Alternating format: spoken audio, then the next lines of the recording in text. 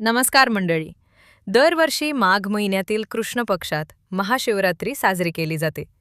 यावर्षी पंचांगानुसार महाशिवरात्री माघ कृष्ण त्रयोदशी तिथी 15 फेब्रुवारी रोजी महाशिवरात्र रविवारी आलेली आहे.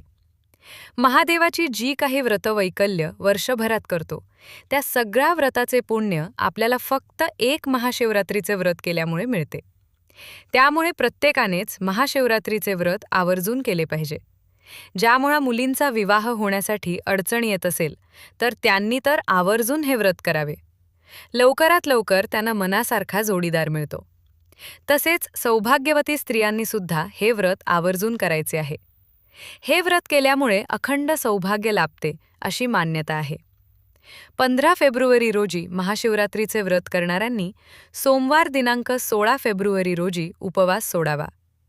या काळात तुम्ही उपवास सोडून उपवास पूर्ण करू शकता. महाशिवरात्रीचे व्रत लहान मुले, स्त्रिया, पुरुष सगळ्यांनीच केले पाहिजे. आता आपण महाशिवरात्रीच्या उपवासाचे नियम पाहूया. महाशिवरात्रीच्या दिवशी सकाळी लवकर उठून पाण्यात काळे तीळ टाकून अंघोळ करावी. शक्य असल्यास गंगा स्नान करावे किंवा अंघोळीच्या पाण्यात गंगाजल घालून देखील तुम्ही स्नान करू शकता. शक्यतो अंघोळ ब्रह्ममुहूर्तावर करावी. त्यानंतर सूर्योदय झाल्यानंतर सूर्यदेवाला जल अर्पण करावे आणि व्रताचा संकल्प घ्यावा. त्यानंतर नित्यपूजा करावी. उपवासाचे इच्छित फळ मिळण्यासाठी उपवासाचे दिवशी फळहार करून उपवास करावा. परंतु ज्यांना काही कारणास्तव फळहार करून उपवास करणे शक्य नसेल त्यांनी फळार करू शकतात. या दिवशी महामृत्युंजय मंत्राचा जप करावा. यामुळे आयुष्यातील दुःखसंकटे दूर होतात. शक्य असल्यास पांढऱ्या रंगाचे घालावे. बेलपत्र वाहताना नेहमी पालथं अर्पण करायचं. घरात किंवा मंदिरात शिवलिंगावर पाणी किंवा कच्चे दूध अर्पण करून अभिषेक करावा.